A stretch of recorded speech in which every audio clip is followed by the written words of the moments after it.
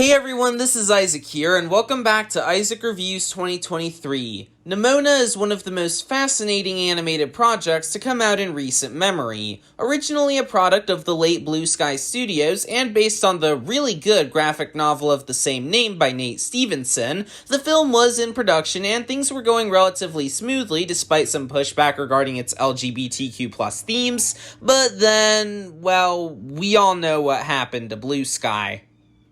Despite being 3/4 done with production, Disney, who had recently taken ownership of 20th Century and Blue Sky, pulled the plug on Nimona. It was a devastating blow to be sure, although thankfully it wasn't Warner Brothers making this movie and it didn't become a tax write-off, so there was still a slight chance that another studio like DreamWorks or Sony Pictures Animation could take the charge in finishing what Blue Sky started. But the months passed and things seemed hopeless for Nimona, especially after Disney took a dump on Blue Sky's grave by making yet another soulless Ice Age sequel for streaming.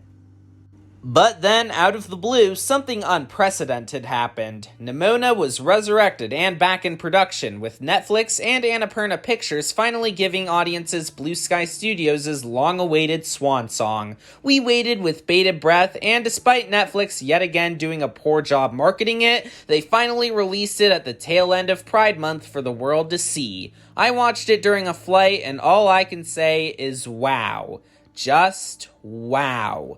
I was sure they'd cook, but I didn't think they'd just casually give us dining this fine, so let's talk about it. Set in a science fantasy kingdom, this guy named Sir Ballister Boldheart is due to be knighted when a mishap happens during the knighting ceremony, causing him to kill the queen.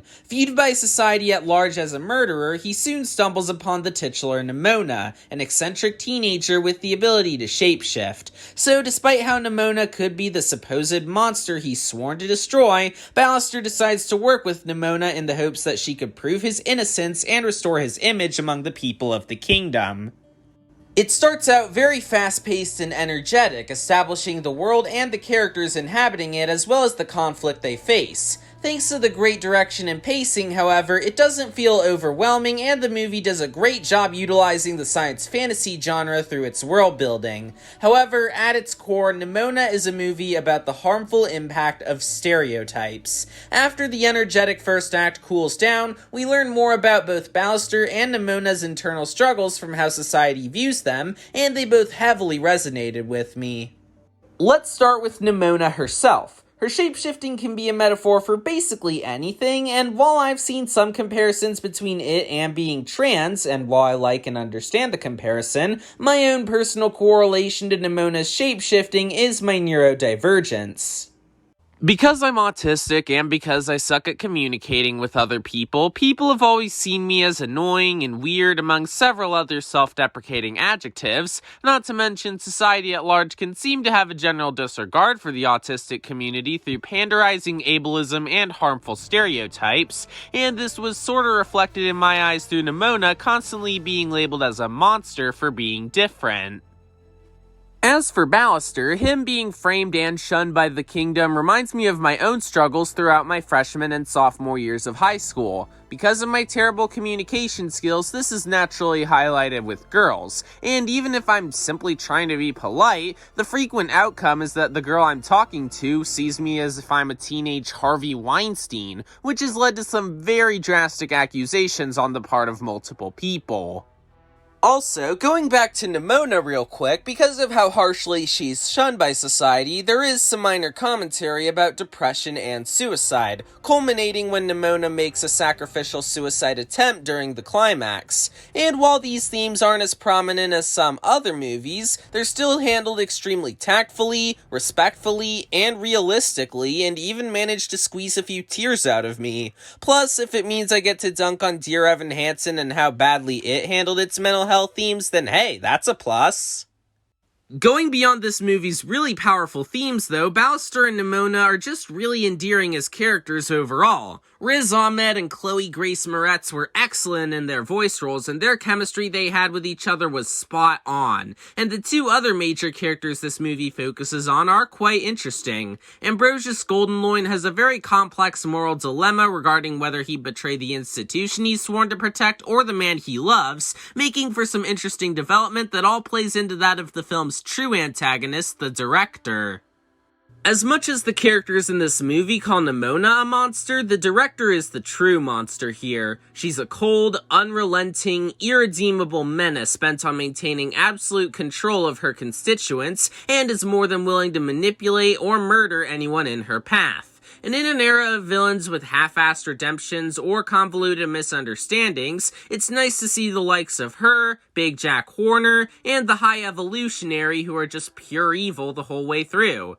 The only other major character who sorta affects the plot is Sir Thodas Sureblade, and he's probably the only aspect of this movie that I really didn't like. I mean, I get he's supposed to be an unlikable high school bully-like character, but his smug and condescending nature could get pretty annoying at some points.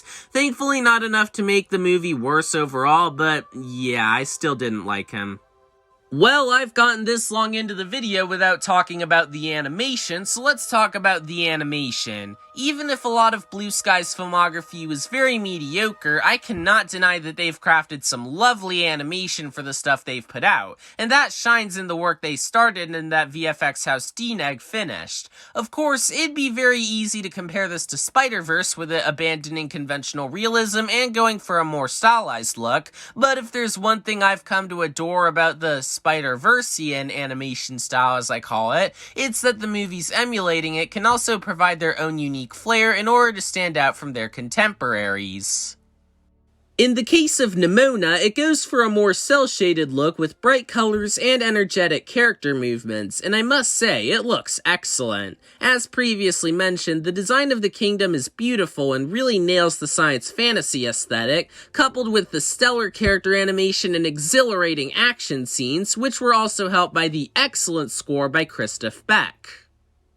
At the end of the day, there's only so much I can say about Nimona, but one thing I do want to say is thank you to Netflix and Annapurna for finishing what Blue Sky started, and for letting the studio go out with a bang the size of a supernova. It's got a perfect blend of hilarious humor and heartbreaking emotion, well-crafted world building, tons of shocking twists and turns, gorgeous animation, and powerful social commentary.